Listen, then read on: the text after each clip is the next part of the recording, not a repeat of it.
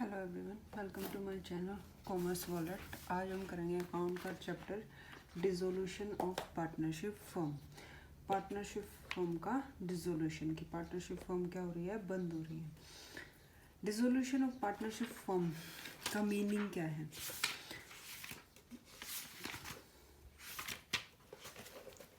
It's mean that the firm closes down its business and comes to an end। ये क्या है कि एक फर्म अपने बिजनेस को बंद कर रही है, क्लोज डाउन हो रही है, बंद कर रही है अपनी फर्म को, इट्स बिजनेस, अपने बिजनेस को, and come to an end, खत्म होने की कगार पे है। The assets of the firm are sold, जितनी भी असेट्स है उस फर्म की, उस बिजनेस की, वो क्या कर दी जाती है, बेच दी जाती है। And liabilities are paid off, और जितनी भी लाइबिलिटी है वो पे कर दी जाती है। And out of remaining balance, और इसके बाद अगर कोई बैलेंस बचता है या कोई अमाउंट बचता है, the accounts of partners are settle, उससे जो पार्टनर का अकाउंट होते हैं वो क्या किए जाते हैं, सेटल्ड किए जाते हैं। उसके बाद डिसोल्यूशन ऑफ पार्टनरशिप, ये क्या था, पार्टनरशिप फर्म का डिसोल्यूशन। एक होता है डिसोल्यूशन ऑफ पार्टनरशिप, की पार्टनरशिप टूट रही है। इसका मतलब क्या होता है, termination of the old partnership agreement, की जो एग्रीमेंट था पार्टनर्स के बीच में वो टर्मिनेट हो रहा है, तो बदला जा रहा है या ख़त्म हो रहा है। And a reconstruction of the firm due to admission, retirement and death of a partner, और या रिकंस्ट्रक्शन किया जाता है फर्म का, किस वजह से किया जाता है, या तो कोई एडमिशन ले रहा है, कोई नया पार्टनर आया है, या कोई पार्टनर रिटायर हो रहा है, या किसी पार्टनर की डेथ हो जाती है। तो ये क्या है, डिसोल्यूशन ऑफ पार्टनरशिप। उसके बाद डिसोल्यूशन ऑफ पार्टनरशिप मे और may not result into closing down of the business, कि डिसोल्यूशन ऑफ पार्टनरशिप जरूरी नहीं है कि उससे डिसोल्यूशन ऑफ फर्म भी होगा। पार्टनरशिप फर्म का वो फर्म डिसोल्व हो भी सकती है और नहीं भी हो सकती, मतलब फर्म बंद हो भी सकती है पार्टनरशिप टूटने के बाद, और नहीं भी हो सकती। As the remaining partners may agree to carry on the business under a new agreement. अब सपोज करो 4 पार्टनर है, 4 पार्टनर में से एक पार्टनर रिटायर हो रहा है, यानी कि अब कितने बच गए, 3 पार्टनर। तो ये एग्रीमेंट तो खत्म हो गया, पार्टनरशिप तो खत्म होगी, लेकिन इस केस में पार्टनरशिप फर्म भी खत्म हो सकती है। अदरवाइज जो बाकी के 3 पार्टनर बच गए वो नया एग्रीमेंट करके उस फर्म को या उस बिजनेस को कंटिन्यू कर सकते हैं। कि डिसोल्यूशन ऑफ पार्टनरशिप का मतलब ये नहीं है कि डिसोल्यूशन ऑफ पार्टनरशिप फर्म, कि फर्म का भी डिसोल्यूशन हो जाए, वो हो भी सकता है और नहीं भी हो सकता। लेकिन डिसोल्यूशन ऑफ पार्टनरशिप फर्म, कि अगर पार्टनरशिप फर्म का डिसोल्यूशन हो जाता है तो पार्टनरशिप का भी डिसोल्यूशन हो जाएगा। उसके बाद dissolution of partnership firm, dissolution किस किस टाइप के हैं। फर्स्ट है, कैसे हो सकता है डिसोल्यूशन ऑफ पार्टनरशिप फर्म, किन किन कारणों से होता है। फर्स्ट है without the intervention of the court, कि कोर्ट के इसमें कोर्ट का इंटरफेयर ना हो। ऐसे कौन से केस है, फर्स्ट क्या है, सेक्शन 40 के according, when all partners are agreed to dissolve the firm, कि जब सारे पार्टनर एग्री हो जाते हैं कि हमें फर्म बंद करनी है, डिसोल्व करनी है। कंपल्सरी डिसोल्यूशन, कि ये ज़रूरी हो गया है कि अब हमें वो फर्म बंद करनी है, ये अकॉर्डिंग टू सेक्शन 41 है, कि कंपल्सरी हो गया है। दूसरा, व्हेन ऑल, ये कंपल्सरी कब हो सकता है, first one is when all but one partner of firm become insolvent, या तो सारे पार्टनर या सिर्फ एक को छोड़कर और सारे पार्टनर क्या हो जाए, इंसॉल्वेंट हो जाए, यानी कि दिवालिया निकल जाए, उनके पास पैसे ना रहे, तब ये क्या हो जाता है, कंपल्सरी डिसोल्यूशन हो सकता है। Second, when business of the firm is unlawful, illegal हो बिजनेस कंपनी का, जो भी कंपनी बिजनेस कर रही है, जो भी पार्टनरशिप बिजनेस कर रहा है, वो क्या हो, अनलीगल हो, अकॉर्डिंग टू लॉ नहीं हो। Third one is on the happening of this event, कि कुछ ऐसे इवेंट है, वो इवेंट होने के बाद हमें फर्म का डिसोल्यूशन करना पड़ेगा। वो कौन कौन से इवेंट है, on the insolvency of a partner, की पार्टनर जो है वो इंसॉल्वेंट हो जाए। Second, on the fulfilment of the object for which the firm was form, कि वो ऑब्जेक्ट पूरा हो जाए जिसके लिए हमने अपनी फर्म बनाई थी, जिसके लिए हमने अपना बिजनेस स्टार्ट किया था। On the expire of the period for which the firm was form, कि कुछ टाइम पीरियड के लिए हमने उस फर्म को बनाया था और वो टाइम पीरियड क्या हो जाता है, पूरा हो जाता है, तो हमें फर्म का डिसोल्यूशन करना पड़ेगा। उसके बाद by order of the court, court के ऑर्डर के थ्रू भी डिसोल्यूशन हो सकता है। वो कैसे होगा? सेक्शन 44 के according. First is when a partner has become unsound of mind, कि जब कोई पार्टनर है वो अनसाउंड माइंड हो जाए, मतलब वो पागल हो जाए, उसके अंदर डिसीजन लेने की पावर ना हो, वो एबल ना हो डिसीजन लेने के लिए, तब कोर्ट क्या कह देगा कि आपको फर्म बंद करनी है। When a partner other than a partner filing a suit has become permanently incapable of performing his duty as a partner, कि जब कोई पार्टनर केस कर देता है कंपनी के ऊपर कि अब वो अपनी जो परमानेंटली परफॉर्मिंग हिज ड्यूटी, अपनी ड्यूटीज को परफॉर्म नहीं कर पाएगा, तब भी हमें क्या करना पड़ेगा? उस बिजनेस को बंद करना पड़ेगा, उस फर्म को बंद करना पड़ेगा। कोर्ट हमें ऑर्डर दे देगा। Has transferred the whole of his interest in the firm to a third party, कि जब कोई पार्टनर है, has transfer the whole of his interest in the firm, कि जितना भी उसका फर्म में इंटरेस्ट है, हिस्सा है, वो किसी थर्ड पार्टी को वो क्या कर दे? ट्रांसफर कर दे। When the court is satisfied that the firm can not be carried on except at a loss, जब कोर्ट ये सेटिस्फाई हो जाए कि अगर हमें इस बिजनेस को चलाएंगे या इस फर्म को चलाएंगे तो वो लॉस में ही चलेगी, इन फ्यूचर वो प्रॉफिट अर्न नहीं कर सकती, तो भी क्या कर देता है? कोर्ट ऑर्डर दे देता है उस फर्म को बंद करने का। The next one is settlement of accounts on dissolution, कि जब फर्म का डिसोल्यूशन होता है तब कौन कौन से सेटलमेंट होते हैं। फर्स्ट, हमें आउटस्टैंडिंग डेब्ट्स पे करने पड़ते हैं, जो हमारी थर्ड पार्टी की लाइबिलिटी होती है वो हमें पे करनी पड़ती है। सेकंड, एक चीज़ और कि सेल ऑफ असेट्स, फर्म की अगर असेट्स बेच रहे हैं हम तो सबसे पहले फर्म के डेब्ट ही पे किए जाएंगे, और अगर कोई पार्टनर अपनी प्राइवेट एस्टेट बेच रहा है, प्राइवेट असेट्स बेच रहा है, तो उससे उसके प्राइवेट डेब्ट ही पहले पे किए जाएंगे, उसके बाद फर्म के डेब्ट पे किए जाएंगे। कि अगर हम फर्म की असेट्स बेच रहे हैं तो पहले फर्म की लाइबिलिटी पे की जाएगी, और अगर कोई पार्टनर अपनी पर्सनल असेट्स बेच रहा है तो उसकी जो पर्सनल पेमेंट होती है, जैसे लोन होता है किसी पार्टनर से ले रखा है, तो उसकी पेमेंट पहले की जाएगी। उसके बाद जो सेटलमेंट होती है वो अकॉर्डिंग सेक्शन 48, 49 एंड 55 के अकॉर्डिंग होता है। और बस यही था इसके अंदर। उसके बाद account procedure on dissolution of firm, कौन कौन से अकाउंट बनाए जाते हैं इसके अंदर? Realisation account, partners loan account, partners capital account और कैश और बैंक अकाउंट बनाया जाता है। कि जब हम डिसोल्यूशन ऑफ फर्म करते हैं, फर्म को बंद करते हैं, तो उसके अंदर कौन कौन से अकाउंट बनाए? फर्स्ट है रियलाइजेशन अकाउंट। रियलाइजेशन अकाउंट एक नॉमिनल अकाउंट है। नॉमिनल अकाउंट की स्टेटमेंट क्या है? Debit all expenses and losses, debit all expense and loss, and credit all income and gain. कि डेबिट तो हम जितने भी एक्सपेंस और लॉस होते हैं उनको करेंगे, और क्रेडिट को उनको करेंगे इनकम एंड गेन को। Disposing of all the assets of the firm and making payment to all the creditors, कि हम सारी एसेट्स को बेचते हैं और उससे क्रेडिटर्स की पेमेंट करते हैं। ये हमारा परफॉर्मा है रियलाइजेशन अकाउंट का। First one is to sundry assets, इसके अंदर कैश को छोड़कर बैलेंस शीट में जितनी भी हमारी असेट्स है वो हम डेबिट साइड पुट कर देंगे। उसके बाद बाय सन्ड्री लाइबिलिटीज, जितनी भी हमारी लाइबिलिटीज है वो क्रेडिट साइड आ जाएंगी रियलाइजेशन अकाउंट में। उसके बाद बाय बैंक असेट्स रियलाइज, की जितनी भी हमारी असेट्स बिकती हैं जितने रुपए में, वो हम यहाँ पर ट्रांसफर कर देंगे। उसके बाद टू कैश, जितनी भी लाइबिलिटी पे की जाती है उनकी पेमेंट हम यहाँ पर कर देंगे।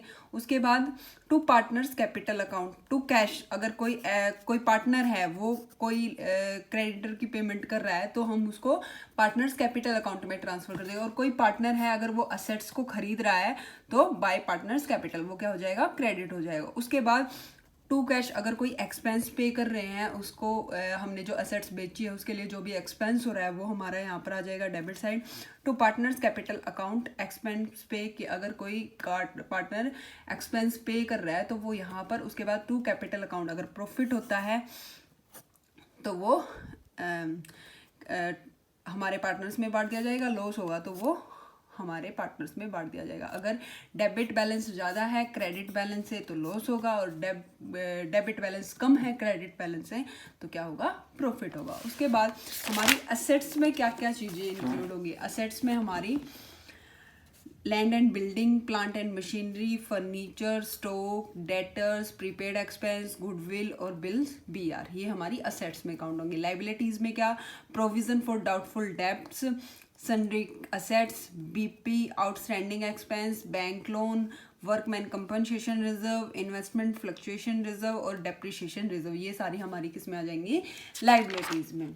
उसके बाद पार्टनर्स लोन अकाउंट की, अगर किसी पार्टनर से लोन ले रखा है तो क्या होगा, partners loan account debit to cash या बैंक, हम उसकी क्या कर देंगे, पेमेंट कर देंगे कि हमने बैंक से अगर पैसा गया तो क्या हो जाएगा, क्रेडिट हो जाएगा। तो जो भी हमने लोन ले रखा है पार्टनर से तो वो यहाँ पर रिटर्न ऑफ हो जाएगा। उसके बाद partners capital account, capital account में क्या कि अगर कैश रिक्वायर है, मतलब कैश मंगवाना है तो cash account debit to partners capital account जो हमारे पास आता है, उसके partners capital account to cash, हम उसकी पेमेंट कर देते हैं पार्टनर्स की, जो एक्सेस कैश बच जाता है। तो उसके बाद हमारे कई बार आपने क्वेश्चन में देखा होगा कैश अकाउंट भी लिखा होता है, बैंक अकाउंट भी लिखा होता है, तो हमें कैश अकाउंट और बैंक अकाउंट कैसे करना। जैसे डेबिट साइड में कैश अकाउंट में opening balance of cash account, जितनी भी ओपनिंग बैलेंस है वो डेबिट साइड में आ जाएगा कैश का या बैंक का, और क्रेडिट साइड में जितनी भी हम पेमेंट कर रहे हैं वो कैश या बैंक अकाउंट में। अब आता है कि कई बार क्या होता है, बैंक बैलेंस भी दिया होता है और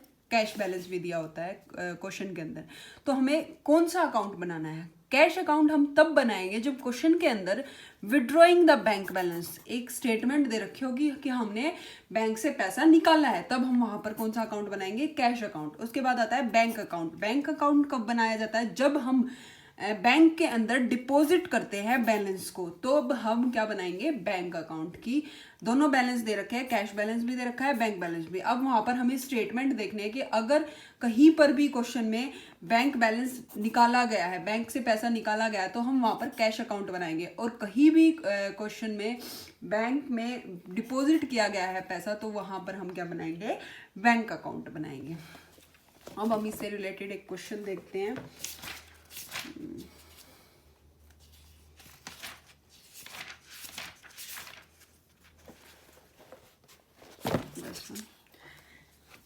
ABC आर 3 पार्टनर्स, 3 पार्टनर है, वो अपनी रेशियो को 3:1:1 में शेयर करते हैं। On 31 March 2013 they decided to dissolve their firm, अपनी फर्म को बंद करना चाह रहे हैं। At the date their balance sheet was, balance sheet दे रखी है, क्रेडिटर्स कितने के हैं, 6000 के, लोन 1500, कैपिटल का बैलेंस है 27,500, 10,000 और 7,000, बैंक बैलेंस दे रखा है 2200, कैश दे रखा है 1000, डेटर 24,200, उसमें से प्रोविजन फॉर डाउटफुल 1200, उसके बाद स्टॉक इन ट्रेड 7800, फर्नीचर 1000 और सन्ड्री असेट्स हमारी कितनी दे रखी है, 17,000 की। सबसे पहले हम क्या बनाएंगे, रियलाइजेशन अकाउंट। रियलाइजेशन अकाउंट में सबसे पहले सबसे पहले क्या आता है, सन्ड्री असेट्स। सिर्फ कैश को छोड़कर हम क्या कर देते हैं, डेबिट साइड में सारी असेट्स को ट्रांसफर कर देते हैं। अब हमारी असेट्स कौन कौन सी थी, फर्स्ट इज डेटर, डेटर हमने ट्रांसफर कर दिया 24,200। उसके बाद stock in trade 7800, stock in trade 7800। उसके बाद फर्नीचर 1000, फर्नीचर 1000। उसके बाद असेट्स हमारी 17,000 की, 17,000 की हमने क्या कर दी, असेट्स ट्रांसफर कर दी। उसके बाद हमारा आता है क्रेडिट साइड। क्रेडिट साइड में बाय सन्ड्री लाइबिलिटीज, लाइबिलिटीज में क्या क्या आएगा हमारा, provision for doubtful debts. Liabilities में हमने क्या क्या कन्वर्ट कर रखा था, प्रोविजन फॉर डाउटफुल डेब्ट, कंपनसेशन फर्म, क्रेडिटर्स, लोन, ये सारे किस में आ जाएंगे, हमारी लाइबिलिटीज में। अब प्रोविजन फॉर डाउटफुल डेब्ट्स कितना दे रखा है, 1200 हमने क्रेडिट साइड ट्रांसफर कर दिए। उसके बाद हमारे पास क्रेडिटर है 6000 के, 6000 के क्रेडिटर ट्रांसफर कर दिए। लोन है 1500 का लोन हमने ट्रांसफर कर दिया।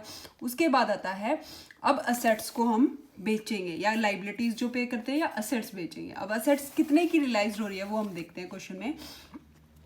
As take over furniture 800, A ने 800 रुपये का फर्नीचर खरीद ले लिया, and debtors amounting to 20,000 at 17,200 की जो 20,000 का हमारा डेटर्स थे वो उसने 17,200 रुपये में ले लिए। The creditors 6,000 to be paid by him at the figure, और उसने 6,000 रुपये के क्रेडिटर भी क्या कर दिए, पे कर दिए। फर्स्ट किसने लिए हैं, ए ने लिया है, उसने फर्नीचर कितने का लिया, 800 रुपये का फर्नीचर ले लिया। उसके बाद डेटर उसने कितने के लिए, 17,200, 17,000 रुपये 200 के उसने क्या ले लिए, डेटर ले लिया। उसके बाद उसने बोल रखा है कि उसने क्रेडिटर की भी पेमेंट कर दी, यानी कि क्रेडिटर की पेमेंट कर दी तो हमारी क्या आ जाएगी, debit side to A's capital account. Creditors की पेमेंट कर दी 6,000। फर्स्ट जो हमारी एडजस्टमेंट है वो पूरी होगी। Second one is B's take over all the stock trade 7,000 and some of the sundry assets 72 being 10% less the book value, कि B ने स्टॉक ले लिया कितने का, 7,000 का, and the sum of the sundry assets at 7,200, जो assets थी उसमें से 7,200 की असेट्स उसने 10% बुक वैल्यू पे लेस ले ली। अब देखो बीज कैपिटल अकाउंट में क्या आएगा, पहले तो उसने 7,000 का क्या ले लिया, ट्रेड यानी कि जो स्टॉक था वो ले लिया, 7,000 रुपये का उसने ले लिया स्टॉक। उसके बाद उसने असेट्स ले ली 7,200 रुपये की, 7,200 रुपये की उसने असेट्स ले ली। Clear. Next one is C is take over the remaining sundry assets 90% of the book value. अब देखो हमारे पास असेट्स कितने की थी, 17,000 की। 17,000 में से 7,200 रुपये की किसने ले ली थी, ए ने, यानी कि अब हमारे पास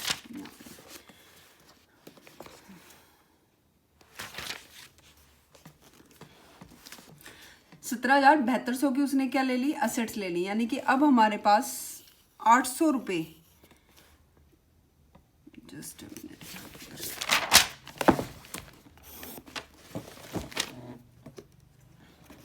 असेट्स हमारे पास कितने की थी, 17,000 की।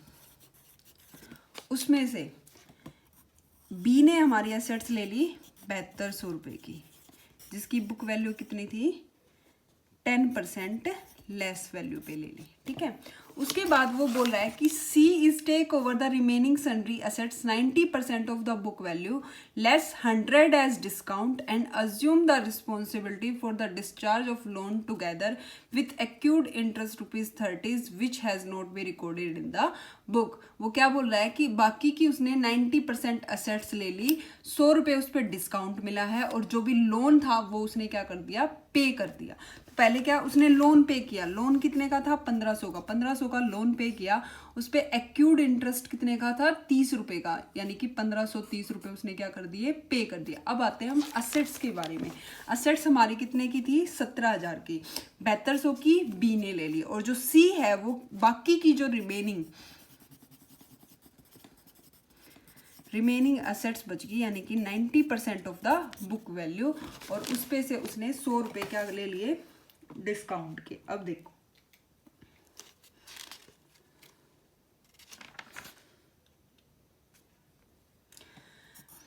$7,200 ये कितने हैं, 90%, यानी कि 90% वैल्यू है 7,200, 10% डिस्काउंट था। अब हमें ये दिखाना है कि ये कितने की थी ये असेट्स जो उसने 7,200 रुपये की ले ली 10% डिस्काउंट पे, यानी कि 90% वैल्यू कितनी है, 7,200, 10% वैल्यू कितनी होगी, और 100% निकालनी है तो इंटू 100, यानी कि कितने की, 8,000 रुपये की वैल्यू थी उस स्टॉक की, उस असेट्स की, जो उसने कितने में ले ली, 7,200 रुपये में। ध्यान से समझना, वो क्या बोल रहा है कि सी ने 7,200 रुपये की असेट्स ले ली जो क्या थी, 10% डिस्काउंट पे थी, यानी कि हमें ये निकालना पड़ेगा कि इसकी वैल्यू कितनी थी। इसकी वैल्यू कितनी थी, वो 8,000 रुपये की असेट्स थी जो हमने कितने में ले ली, 7,200 रुपये में। यानी कि अब असेट्स कितने की थी, टोटल 17,000 की, 17,000 में से 8,000 रुपये क्या हो गए, माइनस हो गए, क्योंकि 8,000 की ए ने ले, बी ने ले ली, यानी कि अब हमारे पास कितने बच गए, 9,000 रुपये की असेट्स बच गई। वो 9,000 रुपये की जो असेट्स है वो सी ले रहा है 90% ऑफ द बुक वैल्यू, यानी कि इस पे 10% क्या दे दिया उसने, डिस्काउंट दे दिया, यानी कि अब 9,000 माइनस 900, यानी कि अब उसने वो कितने की ली? 8100 रुपये की। 8100 रुपये लेने के बाद 100 रुपये वो उस पर डिस्काउंट भी दे रहा है, यानी कि टोटल कितने की बिकी वो? 8000 रुपये की। क्लियर हुआ? दोबारा से देखते हैं वो क्या बोल रहा है क्वेश्चन में कि जो असेट्स थी ना वो हमारी है 17,000 रुपये की, बी ने असेट्स ले ली 7200 रुपये की, और वो जो असेट्स थी ना वो 10% डिस्काउंट पे थी, यानी कि जो 7200 रुपये थी ना वो हमें ये नहीं पता कि कितने की असेट्स थी, लेकिन हमने 10% डिस्काउंट पे वो असेट लिए 7200 रुपये की, एक्चुअल वैल्यू हमें नहीं पता। उसके बाद सी ने जितनी भी रिमेनिंग असेट्स बच गई, ये लेने के बाद जितनी भी असेट्स बच गई वो 90% बुक वैल्यू पे ले ली, यानी कि 10% उसको भी डिस्काउंट मिल गया, और ये मिलने के बाद उसको 100 रुपये डिस्काउंट और दे दिया गया। तो फर्स्ट क्या, 7200 रुपये की जो असेट्स थी उस पर 10% डिस्काउंट था, यानी कि हमें एक्चुअल असेट्स की वैल्यू निकालनी पड़ेगी। वो कैसे निकालोगे? 7200 रुपये कितने थे? 90% वैल्यू थी, 100 कितनी हो जाएगी? 7200 बाय 90 इंटू 100, यानी कि 8000 की जो असेट्स थी वो हमने कितने की ले ली? 7200 रुपये की। अब टोटल तो 8000 की गई ना असेट्स में से, तो अब हमारे पास कितने की बच गई? 9000 असेट्स बच गई। 9000 रुपये में से उसको वो कितने पे ले रहा है? 90% वैल्यू पे, यानी कि 10% उसको डिस्काउंट मिल गया है, यानी कि 900 रुपये डिस्काउंट, यानी कि अब उसने वो जो 9000 की असेट्स थी वो कितने में खरीदी? 8100 रुपये में। 8100 रुपये में भी खरीदने के बाद उसको 100 रुपये और डिस्काउंट दे दिया, यानी कि अब कितने की खरीदी? वो 8000 की। तो सी ने वो असेट्स कितने की खरीदी? 8000 रुपये की। ठीक है, उसके बाद the expansion of dissolution were 270 रुपये। 270 रुपये क्या हुए हैं? एक्सपेंस हुए हैं, तो टू बैंक अकाउंट। उसके बाद the remaining debtor were sold to a डेप्ट collection agency for 50% of the book value. के जो रिमेनिंग डेटर्स बच गए, अब डेटर्स की हम क्वेश्चन देखते हैं। Debtors amounting 20,000। 20,000 रुपये के जो डेटर्स थे वो उसने कितने में ले लिए? 17,200, यानी कि हमारे पास टोटल डेटर्स कितने थे? 24,200। 24,200 में से 20,000 के उसने ले लिए, यानी कि अब हमारे पास कितने बच गए? 4200 डेटर्स। इस 4200 डेटर्स की वो क्या बोल रहा है? 50% of the book value. Collection agency से कलेक्शन हो गया 50%, यानी कि 4200 का 50% निकालोगे 2100। 2100 रुपये हमें क्या हो गए?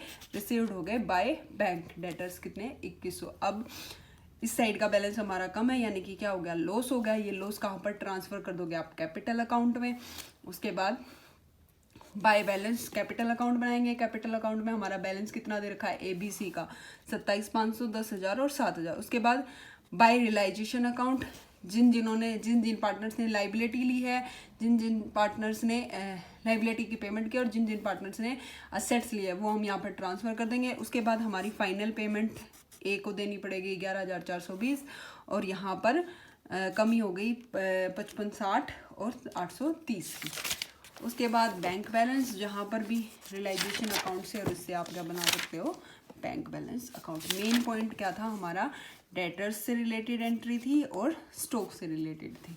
तो ये क्या था? Realisation account. Thank you.